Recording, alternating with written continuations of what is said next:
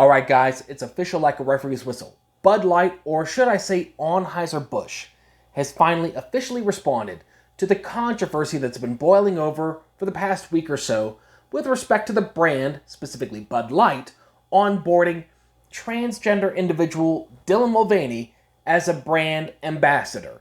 And let me tell you, their response, their addressing of the matter, it's not that great.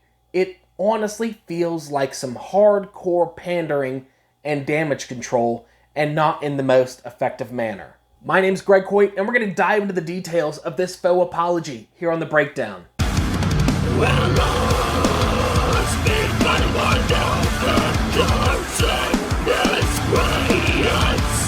Hey, this is Greg Hoyt from The Breakdown. If you're new here and checking out the channel on YouTube, go ahead and hit that subscribe button. Also, feel free to follow me on Twitter at GregHoytLET. Anyway, let's get on to the video. So for those who have been living under a rock with respect to a lot of online and brand-related controversy, Dylan Mulvaney's ambassadorship with respect to the beer brand Bud Light has not really rolled over that well with the typical consumer of Bud Light. Like, when you think of Bud Light, you think of like those NASCAR beer drinkers. You think of those Ford and Chevy commercial type of, beer consumers. And when you take a look at where Anheuser-Busch, which, Bud Light is a large brand of Anheuser-Busch, when you see where they rest in terms of the most popular beer across the United States, they happen to nestle right in the midst of predominantly conservative states, aka your NASCAR states, red states, whatever you want to call them. It is a predominantly conservative consumed beer brand. And so what does Bud Light do to really invigorate their consumer base? Well, they onboard ostensibly the most divisive figure associated with the trans agenda, aka Dylan Mulvaney, who has been accused for months on end of perpetuating woman face because his antics on TikTok and social media really perpetuate those hyper, stereotypical aspects associated with women. Perhaps like a ditzy figure or someone who hyper focuses on menstruation aspects despite Dylan Mulvaney never having menstruated his entire life. But again, Bud Light really just, screwed the pooch with this marketing endeavor because it just made no sense. Thus, as of April 14th, after roughly a week's worth of silence, give or take, Anheuser-Busch finally released a statement via Twitter, and let me tell you, it is not that great. As the CEO of a company founded in America's heartland more than 165 years ago, I'm responsible for ensuring every consumer feels proud of the beer we brew. We're honored to be part of the fabric of this country. Anheuser-Busch employs more than 18,000 people, and our independent distributors employ an additional 47,000 valued colleagues. So that first sentence of the statement really just kind of, sets off red flags. Because what I read when I'm reading that, or like what I'm digesting, is they're trying to appeal to emotion by mentioning how, they have 18,000 employees here, 40 some odd thousand affiliates over there, and by boycotting the brand, you may be adversely affecting these individuals. Like, don't get me wrong, it's crummy to lose a job, or if your job may be at jeopardy based upon, the idiocy of your superiors, but at the end of the day, boycotts are necessary. If a brand is completely juxtaposed to what you stand for. And yes, as a result of a boycott, people who had no say in the matter may become collateral damage in the fracas. It comes with the territory, because people on the left do not care when that transpires. Ergo, people on the right, conservatives, or those who are socially conservative, they should not care when these types of collateral damage incidents transpire. So don't allow Anheuser-Busch to appeal to your emotion. We have thousands of partners, millions of fans, and a proud history supporting our communities, military, first responders, sports fans, and hard-working Americans everywhere. So it is kind of funny that Anheuser-Busch mentions that. Like, they're really trying to appeal. They know where the boycott is coming from. It is coming from the conservative base. That's why they mentioned all the bits about first responders, military, law enforcement, so on and so forth. But, the funny thing is, I can't remember the last time, I saw an advertisement for a Bud Light can that, I don't know, celebrated police officers. You didn't see that. When's the last time you saw, first responder can iteration of Bud Light?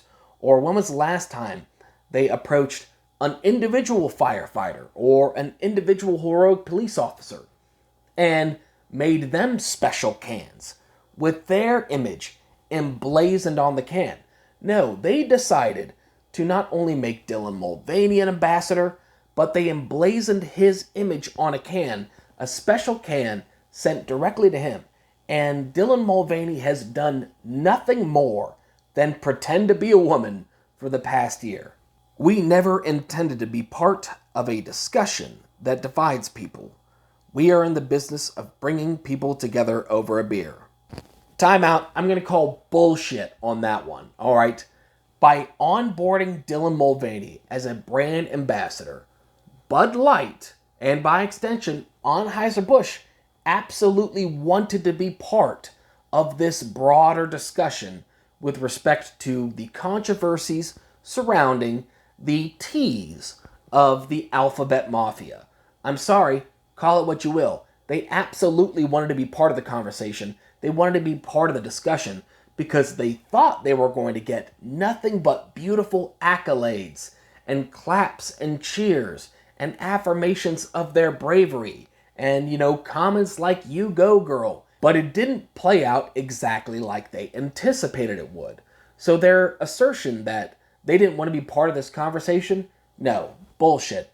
They didn't like the response that they got because they anticipated a different one. My time serving this country taught me the importance of accountability and the values upon which America was founded: freedom, hard work, and respect for one another. As CEO of Anheuser-Busch, I am focused on building and protecting our remarkable history and heritage. And here we go again with the CEO of Anheuser-Busch, kind of leaning into like, hey, my military service. Hey, conservatives, my military, first responders, can I get a heck yeah? Sorry, dude, that is not going to work this time around. You really screwed the pooch, all right? The VP that you onboarded at marketing, that clearly was the impetus of bringing on Dylan Mulvaney as a brand ambassador for Bud Light. You clearly are not hyper-focused on protecting your brand's reputation or anything like that, nor do you really care that much about the profile of your literal consumers. I care deeply about this country, this company, our brands, and our partners.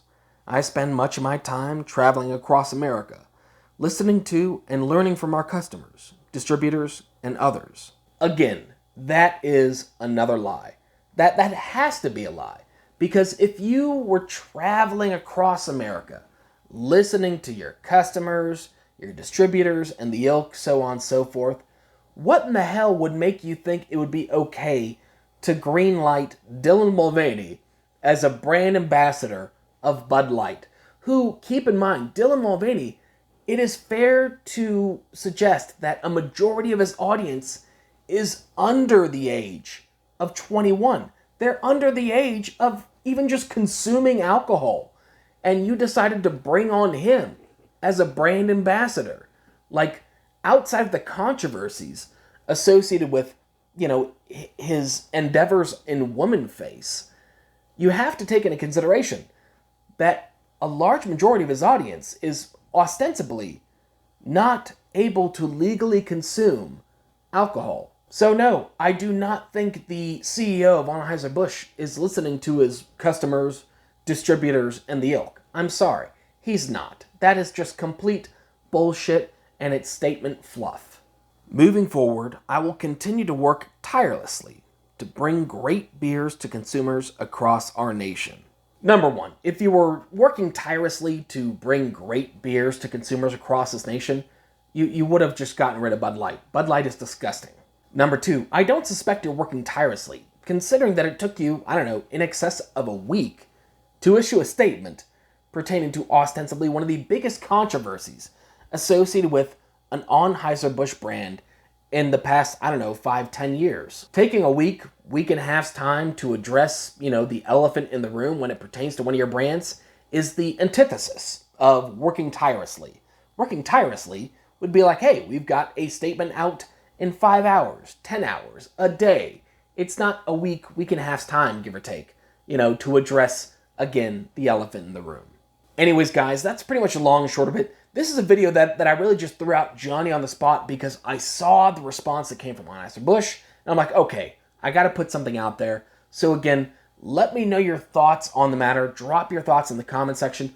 Whether you think like, hey, Greg, you're being ridiculous. You're overanalyzing this stuff. Or, hey, you completely agree with me. Maybe you're somewhere in the middle. Whatever your thoughts are on the matter, go ahead and drop it in the comment section below. Anyways, guys, that was the breakdown. Peace.